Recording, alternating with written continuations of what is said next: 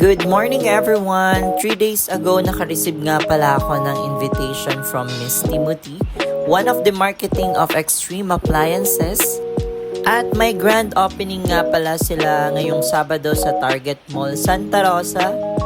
Kaya tara, samahan nyo ako at dahil rest day ko every weekend, kaya naman naka-attend ako sa invite nila.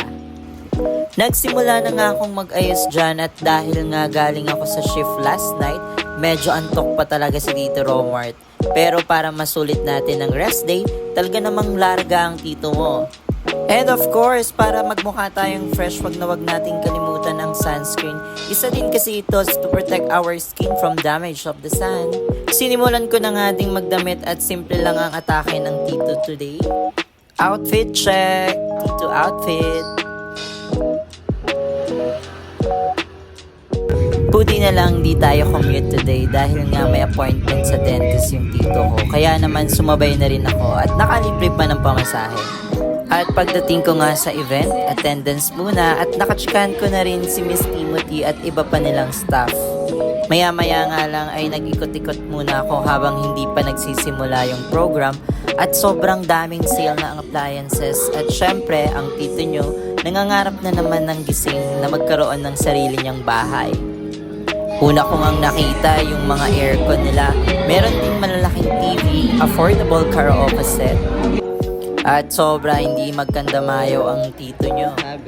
At meron nga akong mga nakilalang new friends, mga content creator at influencer sila.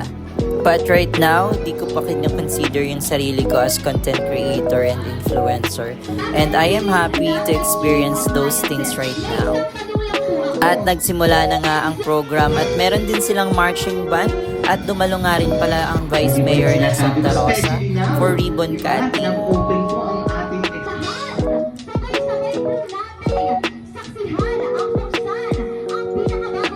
At after nga ng program, nag-ikot-ikot ulit ang tito nyo at dahil nga gustong-gusto niya ng kape, nakakita yan ng coffee maker na gustong-gusto niyang bilhin.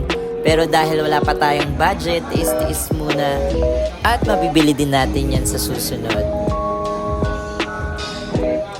Pero bago nga umalis ang tito nyo, meron din silang palafang and the token of appreciation na oven toaster. Kaya hanggang dito na lang. Maraming salamat! Thank you so much, Extreme!